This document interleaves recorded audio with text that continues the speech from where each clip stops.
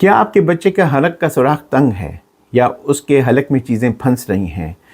کیا آپ کا بچہ کھانا نگلنا نہیں جانتا؟ کیا آپ پہلی بار کی ناتجربہ کار ماں ہیں؟ یا آپ کا طریقہ کار درست نہیں ہے؟ یا آپ کا بچہ خوراک میں دلچسپی نہیں لے رہا؟ یہ ایسے عام مسئلے ہیں جو کہ ہم روزانہ اپنے کلینک میں دیکھتے ہیں۔ میرا نام ڈاکٹر بلال سیٹھی ہے اور آج میں آپ کو یہ ساری باتیں بتاؤں گا جس میں بچے کو ٹھوس غذا کھلانے کی مہارت نہ ہونے کی وجہ سے مسئلے درپیش ہوتے ہیں۔ سب سے پہلے تو آپ کو یہ بات سمجھنی پڑے گی کہ اکثر جو پہلی بار کی ناتجربہ کار مائیں ہوتی ہیں ان کا خیال ہے کہ جیسے بچہ پیدا ہوتے ہی ماں کا دودھ پی لیتا ہے، اس طرح جو ہی بچہ 6 ماہ کا ہوگا تو ہم جب اس کو ٹھوس غذا شروع کریں گے تو یہ فوراً چبانا اور نگلنا شروع ہو جاتا ہے، اور یہی سب سے بڑی غلط فہمی ہے۔ عام طور پر میں آپ کو ذرا سا بیک گراؤنڈ میں لے جاؤں گا اور آپ کو چند باتیں بتاؤں گا تاکہ آپ کو اس کو سمجھنے میں ذرا آسانی ہو۔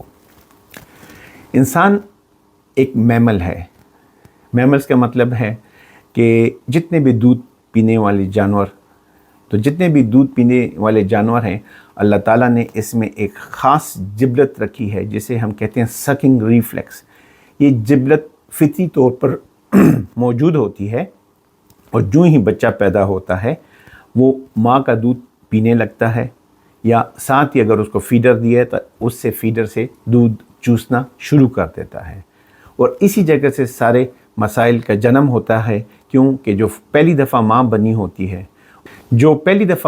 ہوتی ہے اس کا یہ خیال ہوتا ہے کہ جیسے بچے نے پیدا ہوتے ہی دودھ پینا شروع کر دیا تھا، تو ایسے ہی 6 ماہ پر جو ہی میں نے اس کو خوراک شروع کی اس نے فوراً چبانا اور نگلنا شروع کر دے گا۔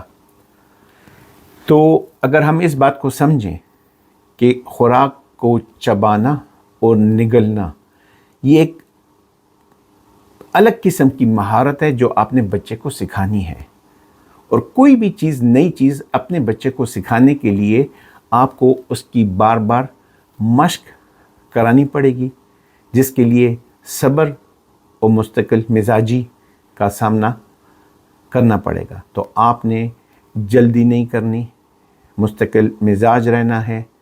جس طریقے سے بھی آپ خوراک دے رہے ہوں آپ نے اپنے بچے پر یہ مشق جاری رکھنی ہے۔ اکثر مائیں میرے پاس اس گلے کے ساتھ آتی ہیں یا اس مسئلے کے ساتھ آتی ہیں کہ ہم نے تو بچے کو 6 ماہ میں خوراک شروع کی، لیکن جو ہی ہم خوراک اس کی زبان پر رکھتے ہیں وہ زبان سے باہر دھکیل دیتا ہے۔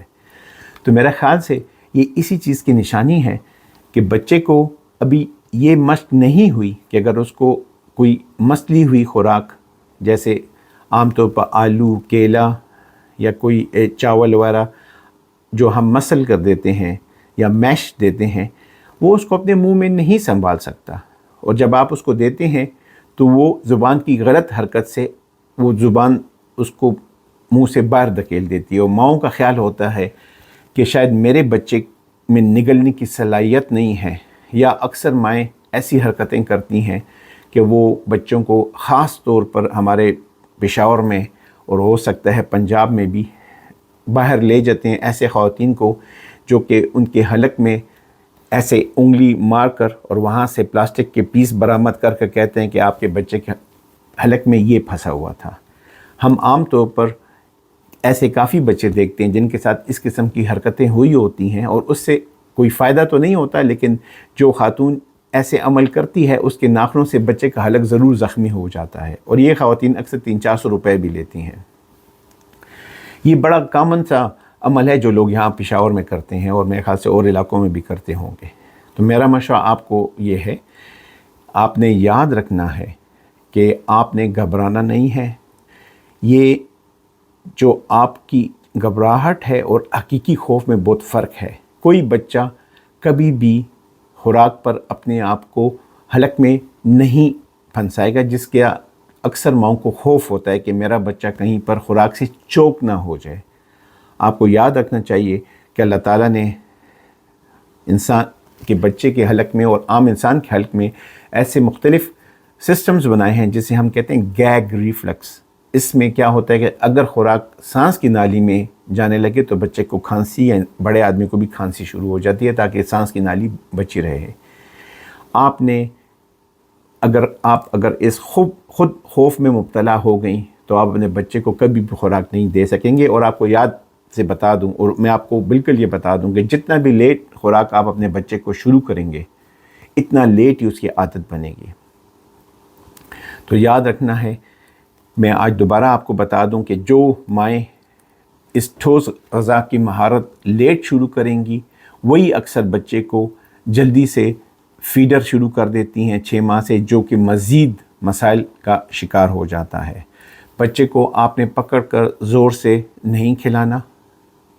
بچے کو 2 قسم کے محاذوں پر کام کرنا پڑ رہا ہوتا ہے۔ ایک تو اس کے لیے ہر قسم کی نئی خوراک کا ذائقہ نیا ہوتا ہے، اس کا ٹیکسچر نیا ہوتا ہے، اور دوسری طرف ابھی اس کو مشق اور مہارت بھی نہیں ہوتی جس کی وجہ سے وہ خوراک کو نگل سکے۔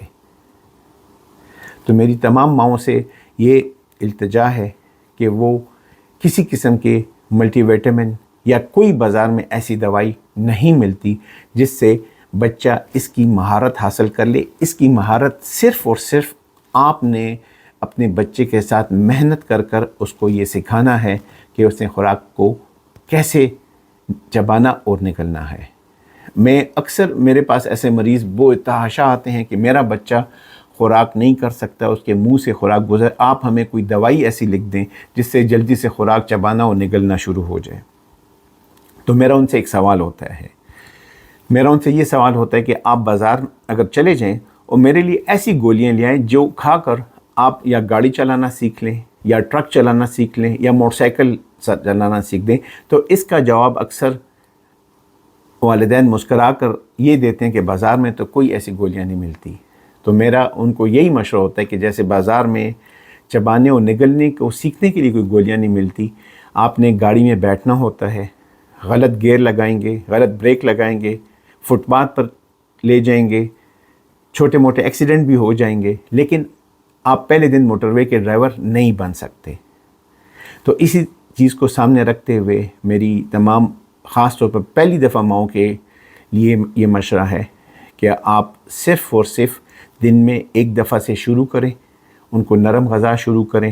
آہستہ آہستہ بچہ جب اس کو عادی ہوگا، اس کو یہ نگلنے کے مسئلے خود ہی ختم ہو جائیں گے۔ اگر پھر بھی آپ کو کوئی مسئلہ ہو تو اپنے لوکل ڈاکٹر کے ساتھ مشورہ کریں۔ میری اگلی پوڈ کاسٹ دیکھنا نہ بھولیں، جس میں میں آپ کو بتاؤں گا کہ جو بچے لیٹ خوراک چبانا سیکھتے ہیں ان کے کیا مسائل ہوتے ہیں، اور بیہیورل ایٹنگ پرابلم، یا وہ بچے جن کو مائیں پکڑ پکڑ کر زور زور سے منہ میں خوراکیں ٹھونستی ہیں یا بہت زیادہ فیڈر پلاتی ہیں، ان کا کیا رزلٹ ہوتا ہے۔ تو اس وقت کے لیے اتنا۔ اللہ حافظ۔